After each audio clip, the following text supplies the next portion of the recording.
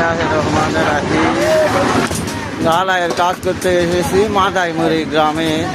তো এই যে প্রথম আমাদের ঢালাইয়ের কাজ শুরু হলো। বিসমিল্লাহির রহমানির রহিম। এই যে মাদাইমুড়ি ছাদ ঢালাই করতে এসেছি। তো যার মনে তাই কাজ করতেছে দেখেন। তো আমি একটা ভিডিও করলাম বহুত দিন পর। এই যে আমরা এসে যে কাজ করতেছি,